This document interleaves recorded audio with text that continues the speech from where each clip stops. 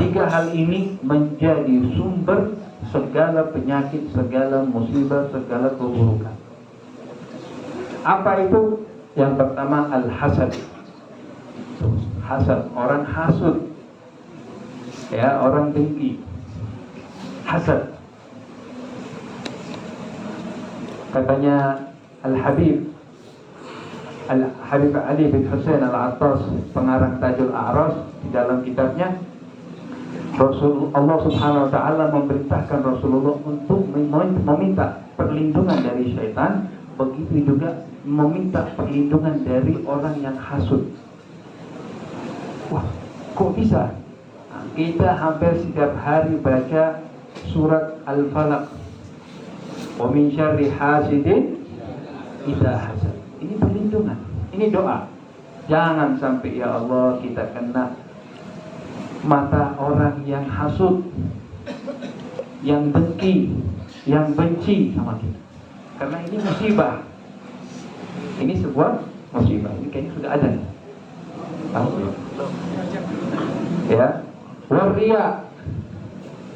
Nah, orang yang ria, yang apa ya? Kalau bahasa Indonesia, bukan sombong, pamer, show off. Kalau bahasa Inggris, show off, mau menunjukkan dirinya terhadap orang. Kenapa? Ria itu berat. Karena cuma ada dua hal. Satunya yang paling mulia turun dari langit ke bumi adalah taufik, keberuntungan, nasib yang baik. Tapi yang keduanya yang dari bumi naik ke langit adalah al-ikhlas. Bagaimana kita ikhlas kepada Allah Subhanahu wa taala. Dalam apa? Dalam segala hal. Ibadah, pekerjaan, rumah tangga, menjadi suami, menjadi istri, menjadi orang tua dan anak, punya tugas masing-masing dan kita harus menyertai al-ikhlas. Nah, agar apa? Agar amal ibadah kita semuanya dicatat sama Allah SWT dengan baik dan diterima. Ya. Kullu amalin marhunun bil ikhlas illa shalah ala Nabi Muhammad sallallahu alaihi wasallam. Semua amalan di dunia ini ya digantung sama ikhlas. Ikhlas enggak? Ikhlas naik. Enggak ikhlas stop sampai di sini.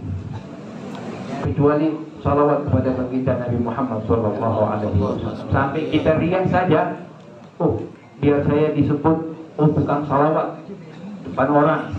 Tapi hebatnya salawat kepada Nabi Muhammad sallallahu alaihi wasallam masih diterima oleh Allah Subhanahu wa taala. Ya, wal ujub. Ya, bangga dengan dirinya. Ya, bangga dengan dirinya. Ini berat.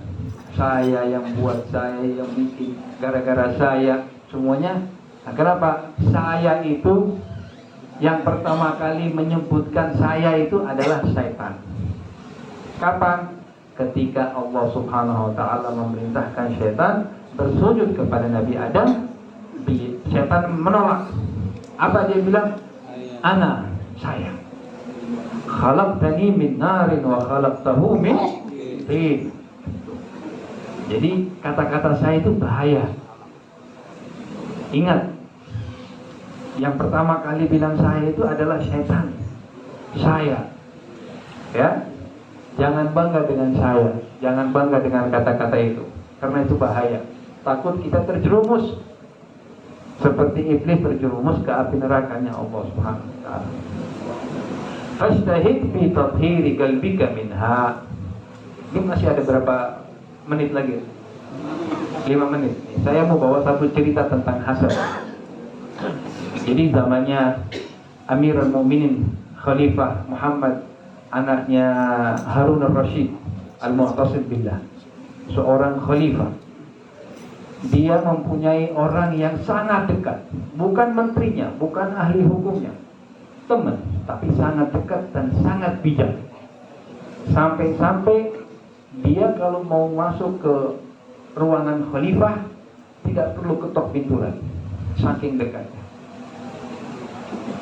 Salah satu menterinya Al-Mu'tasim Billah mulai iri, mulai dengki, mulai hasud.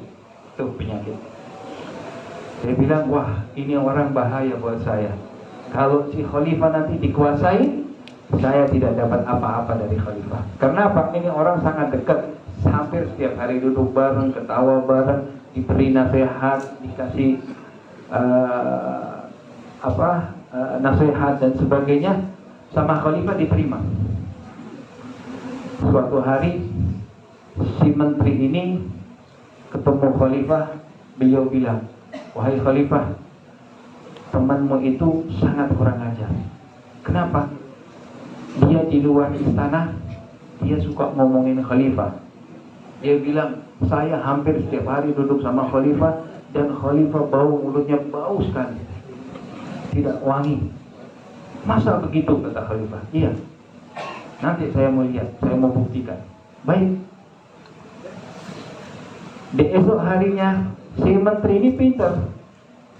Dia langsung main ke rumah temannya khalifah. Dia bawain sebuah makanan, dia masak sendiri. Tapi makanan itu dibanyakin bawang putih, sangat lezat, tapi dimasukin bawang putih yang banyak. Ketika selesai makan, orang tersebut mau ketemu khalifah.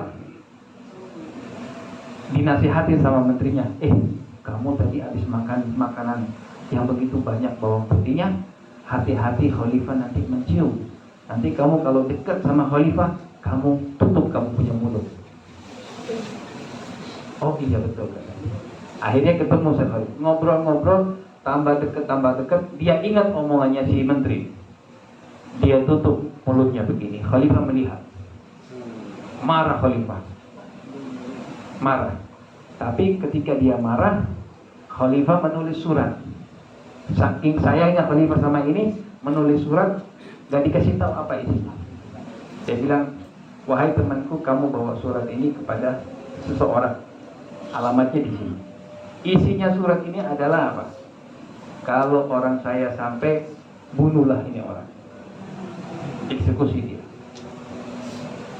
Subhanallah, ini orang baru keluar dari istana, ketemu sama si menteri tersebut. Kata menterinya, dari mana? Dari dalam. Bawa apa? Bawa surat. Disuruh apa? Disuruh bawa ke sana. Wah, si khalifah mikir panjang. Wah, dapat hadiah dia. Dapat hadiah, imbalan luar biasa. Temannya soalnya, gini aja, kamu gak usah capek-capek, biar saya aja yang bawa. Saya sampaikan amanatnya khalifah. Subhanallah, dia ambil surat tersebut, dia dibawa ke alamat yang ditunjuk sama khalifah, sama temennya langsung dieksekusi. Ditanya, kok satu hari gak ada menterinya, hari kedua gak ada, ditanya kemana? Ternyata dapat berita menteri tersebut sudah dibunuh oleh penyuruh khalifah. Tapi temannya khalifah datang lagi, kamu kok masih hidup? Baru terkejut di situ. Kenapa khalifah? Karena saya menulis surat yang saya kasih ke kamu ke tempat itu untuk mengeksekusi kamu. Masya Allah khalifah, saya sebenarnya nggak tahu kenapa khalifah berbuat seperti itu. Karena kamu ngomongin bahwa saya itu mau baunya mulut saya bau. Ya, astagfirullah khalifah, saya nggak pernah ngomong seperti itu. Kok bisa? Saya sebenarnya terjadi kisah 1, 2, 3 yang diajari oleh si menteri itu. Di situ khalifah bilang, oh, si menteri udah kena balasannya. Lihat tuh, itu gara-gara hasud. Makanya kita harus menjaga diri agar apa? Hati ini bisa bersih, bisa rapi. Insya Allah apa yang kita ajarkan, apa yang kita kaji mudah-mudahan menjadi manfaat untuk kita semua.